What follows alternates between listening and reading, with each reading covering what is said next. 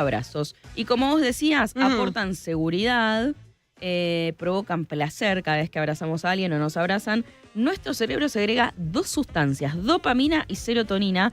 Ambas reducen el estrés y encima, juntas, como vos decías, ¿Viste? juntas dan calma, tranquilidad y sosiego. Mira.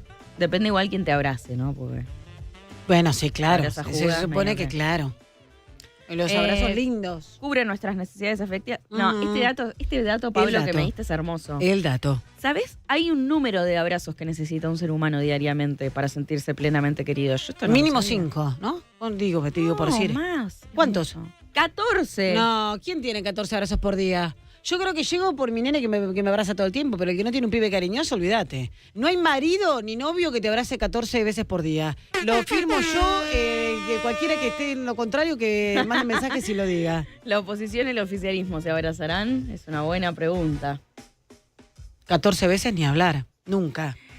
¿Las sesiones se abrazarán? No lo sé, es una buena pregunta que le podemos hacer a nuestro invitado, Gustavo Marangoni, que ya está del otro lado. ¿Cómo andás, Gustavo? Bienvenido. Hola, buen día. Gracias por llamar. Bien, bueno, no, gracias a vos por este contacto. ¿Se abrazarán en el Congreso, en estas sesiones extraordinarias, oposición y oficialismo para llegar a algo en conjunto o no? Con este calor, no creo. No. No creo. A ver, la verdad es que en la serie de iniciativas que el Poder Ejecutivo mandó a extraordinarias, hay algunas que son importantes, otras que son de relleno y otras que son efectistas.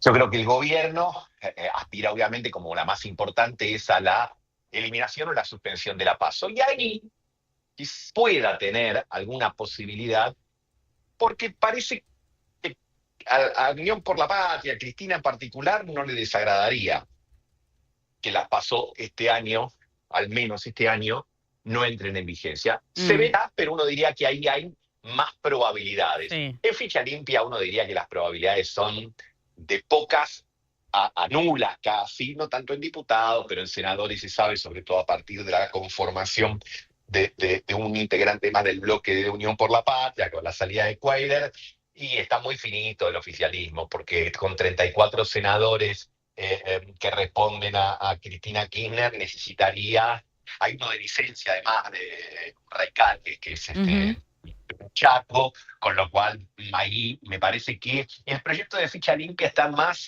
orientado a antagonizar con Cristina, cosa que le sirve a los dos, Claro. y acordar en todo caso las causas judiciales de Cristina y dejar a Unión por la Patria seguir en el papel de estar defendiendo a condenados, etcétera. Y al kirchnerismo le sirve porque plantea que es un proyecto de características proscriptivas, pensado en una sola persona, etcétera. Pero de ahí a que el proyecto pueda salir, todo parece bastante débil. Y por supuesto lo que reclaman inclusive sectores que están, vamos a decir así, menos alineados en uno y en otro sector, es el tema del presupuesto, que sabemos que no figura en la agenda extraordinaria. Te iba a preguntar. Sí.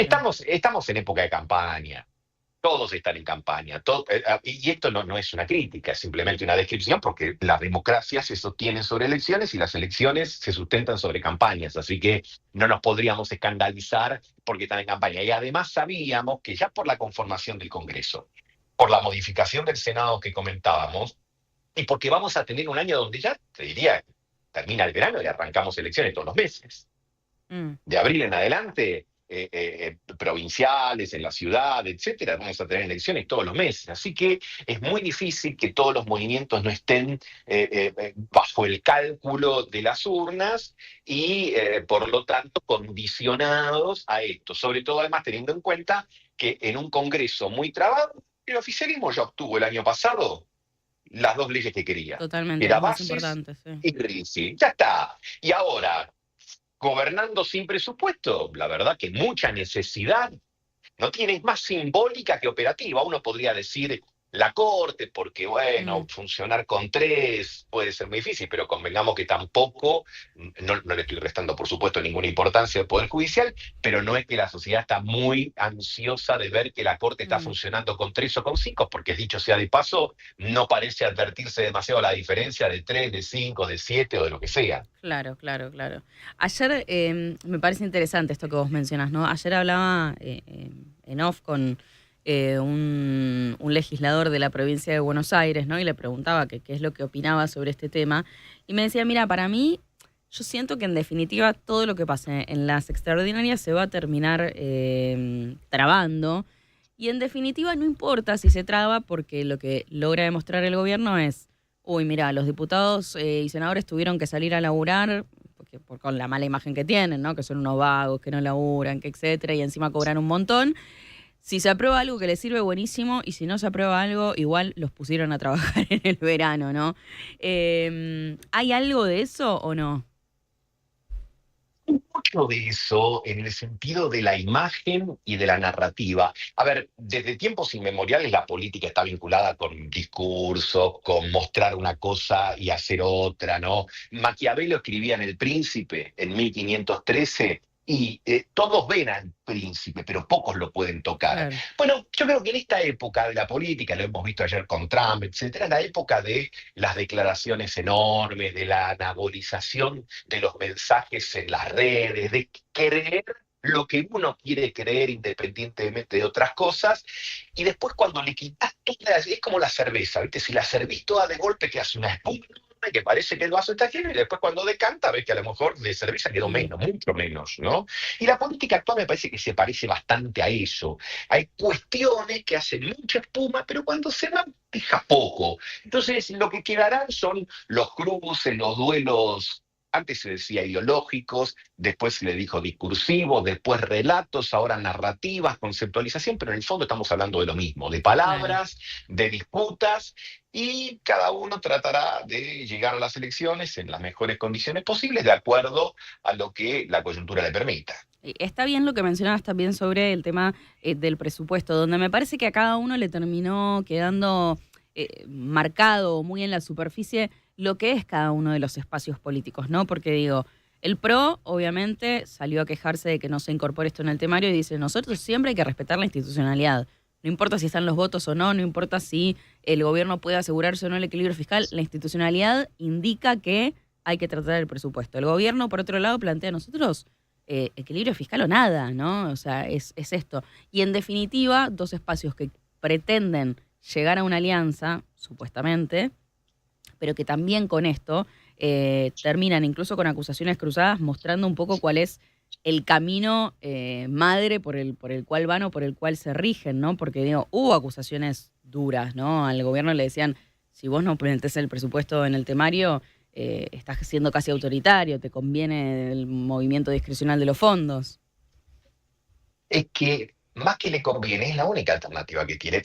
Desliguémonos por un segundo nada más de los análisis de carácter normativo, deontológico, de lo que debe ser, vamos a decirlo en criollo, de lo que debe ser. Si vos querés llevar adelante un ajuste desde el Poder Ejecutivo, con la mínima expresión que tenés hoy en el Congreso, si sos el gobierno, en diputados y en senadores, no lo puedes hacer con presupuesto.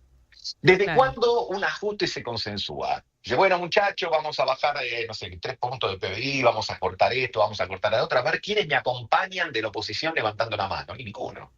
Mm. Entonces, en el gobierno, no lo estoy justificando, pero describo una actitud y digo, si quieres seguir adelante con el ajuste, si quieres seguir restringiendo en más de un 90% los recursos que envía la provincia, la obra pública, eliminando fideicomisos, ramas, etcétera, y es lógico que quiera hacerlo por decreto. Se entiende también que la oposición, sobre todo la de Unión por la Patria, diga, miren, señores, la ley indica que, y siempre se dice que el presupuesto, la ley de leyes, que ya es la segunda prórroga, esto no ha sucedido en 40 años. Se entiende menos la crítica desde el PRO. ¿En qué sentido? Es que el votante del PRO, digamos, no sé si va a privilegiar al momento de la elección una opción champán, o van a decir, mire, yo quiero que le vaya bien a Milei, que le gane al peronismo, que no Claro. vuelva al kirchnerismo, que le ponga, como diría de manera tan explícita el presidente, los clavos últimos al cajón y cierre esa etapa, etcétera, etcétera. Me parece que el gobierno y el kirchnerismo apuntan River Boca, Mm. y los que quieran meterse en el medio parece que otra vez se van a encontrar con dificultades, aún siendo una elección de mediano término donde se supone que a lo mejor alguna franja del electorado vota con cierta libertad, pero las dos principales fuerzas están haciendo todo lo posible, lo mencionamos cuando hablamos de ficha limpia, todo el tiempo lo vemos, están haciendo todo lo posible por antagonizar, porque esto Totalmente. sea un juego de dos, no de tres. Sí, tal cual. Y efectivamente, ¿vos creés que se va a terminar dando esa alianza o no, en definitiva? En algún aspecto es poco relevante, porque si asumimos que el votante, digamos, no peronista, no vamos a hablar tanto de derecha o de centro derecha, etcétera, que el votante no peronista, antiperonista, encontró en Milei un nuevo liderazgo y está comprometido con eso, sería muy difícil pensar que puede haber, supongamos que no haya acuerdo con el PRO, olvidémonos de la ciudad por un minuto, a nivel nacional, que no haya acuerdo.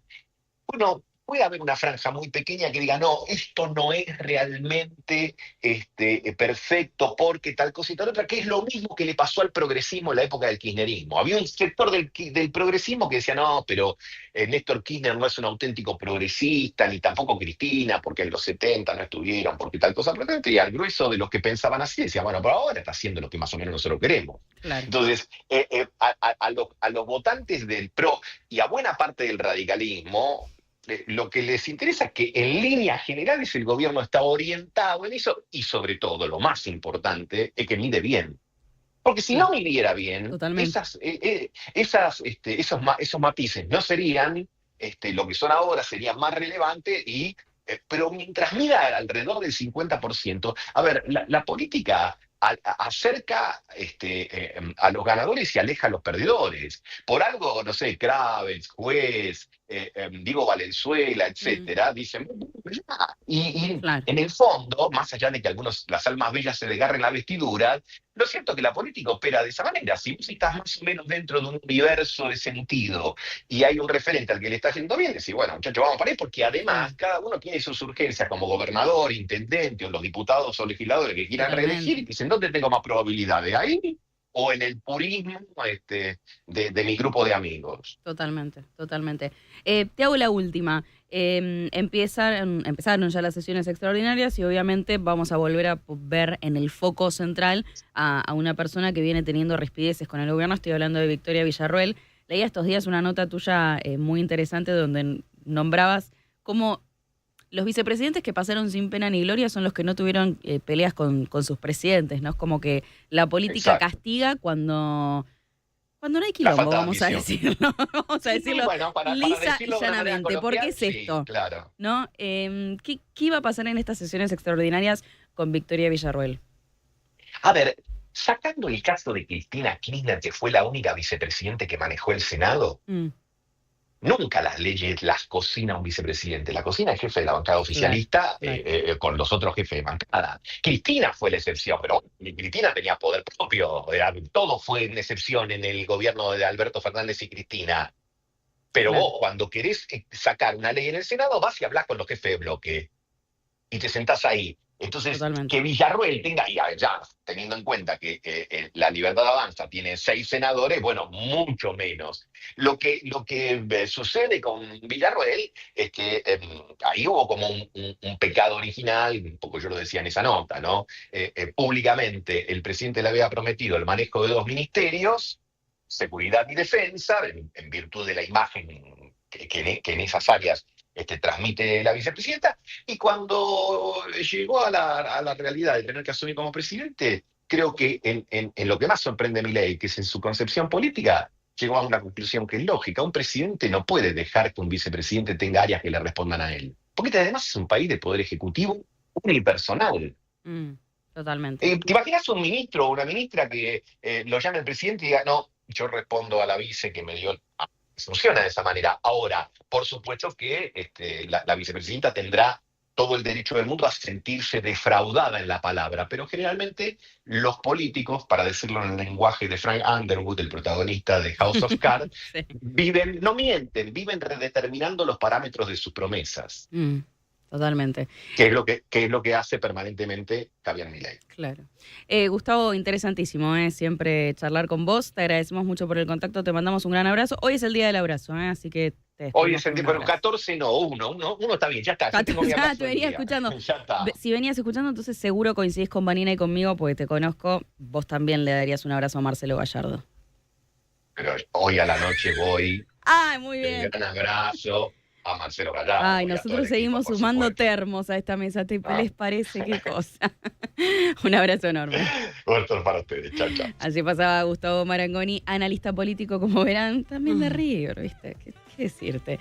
Y todo lo que deja el inicio de estas sesiones extraordinarias en el Congreso, mucho para analizar. Obviamente es un año distinto, año electoral, y todo lo que ocurre en el Congreso, por supuesto, tiene impacto y correlato también en lo que pueda llegar a ocurrir en las urnas.